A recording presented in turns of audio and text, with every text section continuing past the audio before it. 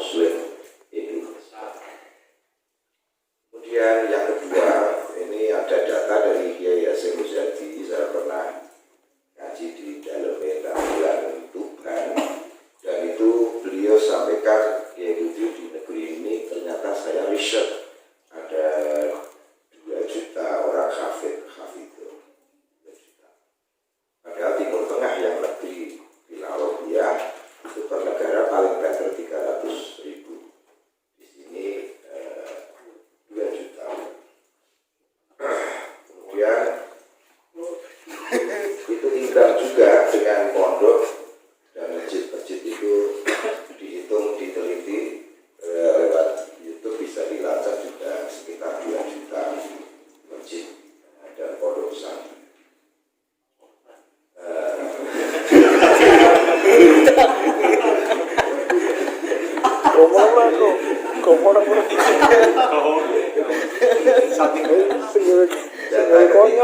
Dan ini saya mendoakan dengan semua seumur-umur walau sekali bisa ziarah ke Mekah Madinah. Pusara Nabi, dan negeri ini negeri terbanyak bersejarahnya di dunia. Ya, ini bahkan sampai overload itu terjadi ketika pemerintah membuka peluang bahwa 1 orang bisa mendapat kursi itu 5 juta store beban. Ternyata terkumpul 200 triliun.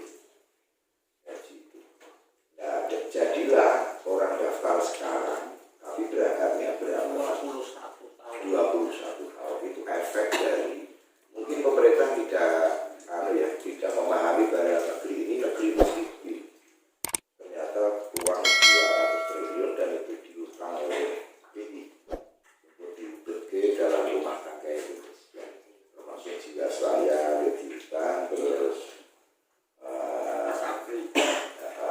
Jamkes itu termasuk dana. Nah, terus negeri ini negeri yang dikata Syekh dari Syekh itu yang memberi hadiah ini dari Amerika, rekornya Khalid Naqsyabandi.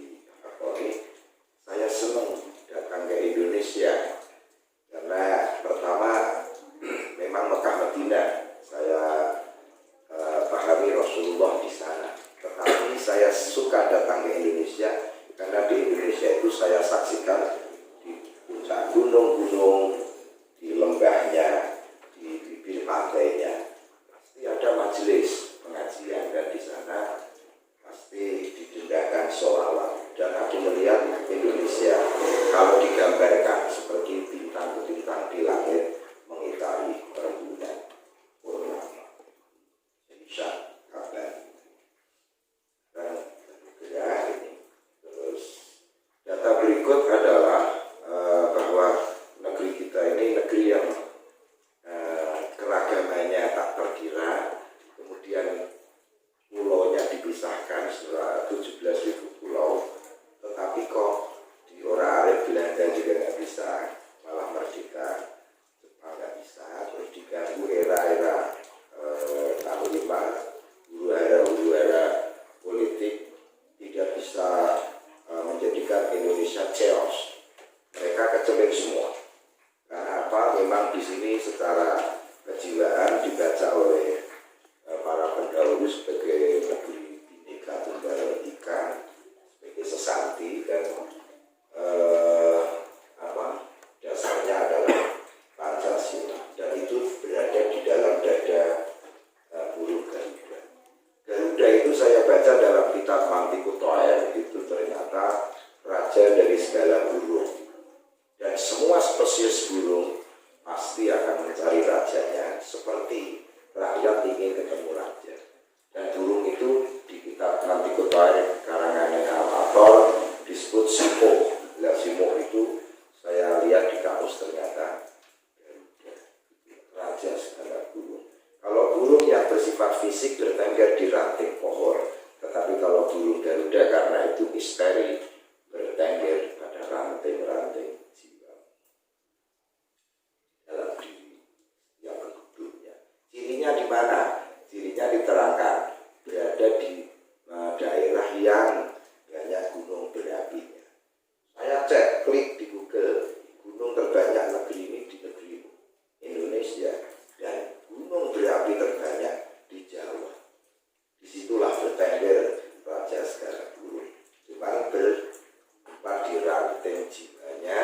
cirinya enak, cirinya megah, uripe megah, juga ratine dan mampu menampung keragaman itu sudah gawat, sudah fitrah.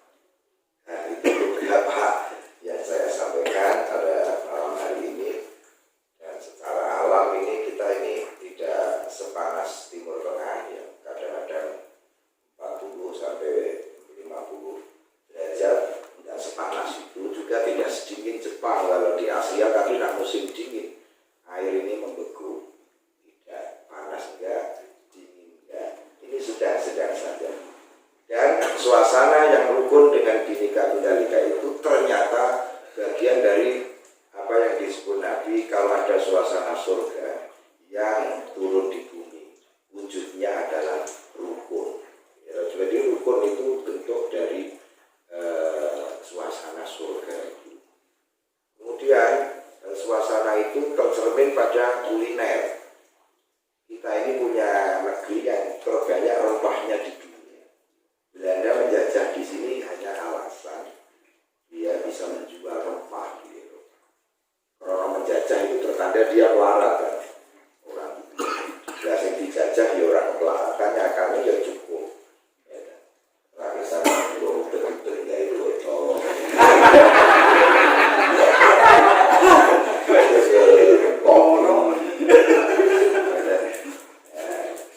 Ya kepepet ya betul berhubungan dengan modal abang.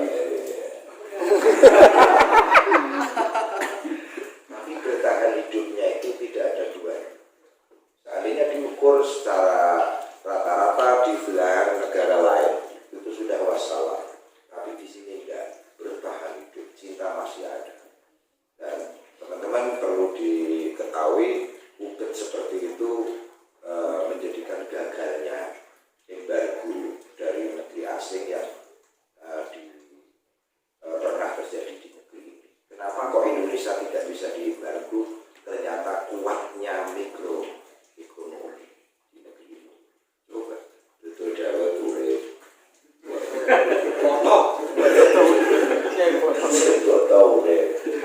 Pokoknya betul nih ayam angkringan. Nah, becak sendiri ya, walau bukan becaknya sendiri, tapi yang saya lihat terus megahnya jiwa, menanti penumpang dengan nyeri. Dan kalau tidak dapat penumpang, itu becak itu tumpaki diri.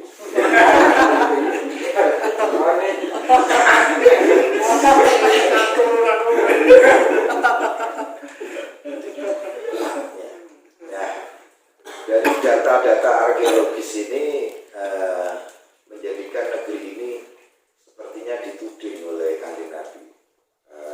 Utlubul ilma walau bisfi.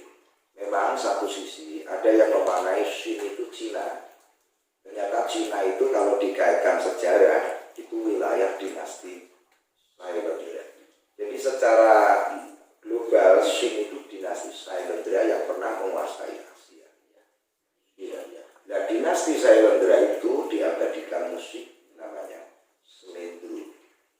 Dan yang nadanya slendro, pelok dan slendro. Kalau slendro itu nada yang baku. Kalau pelok itu nada yang bisa dibawa kemana-mana. Gitu. Karena pelok itu aslinya pelo. Jadi wong pelo ini tidak masalah ya.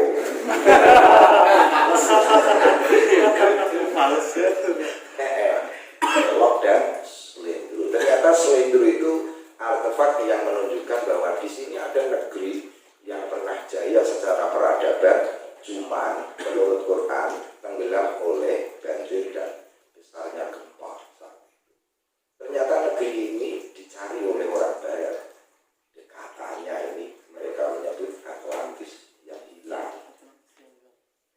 Diteliti oleh Profesor Santos, ternyata bukan di Eropa. Atlantis yang hilang atas riset Profesor Santos 30 tahun, negeri itu adalah negeri Indonesia.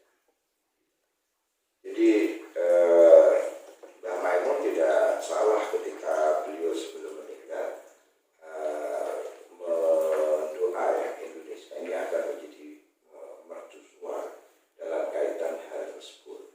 Dan kita harus cahnom ya, toto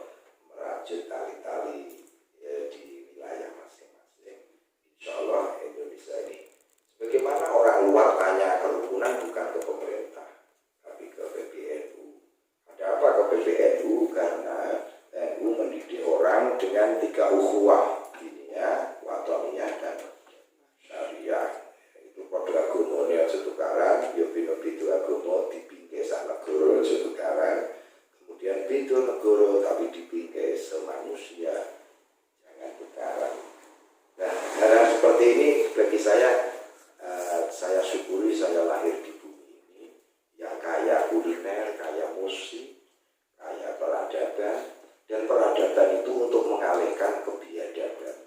Bisa ditulis dalam status Facebookmu, cinta bisa mengubah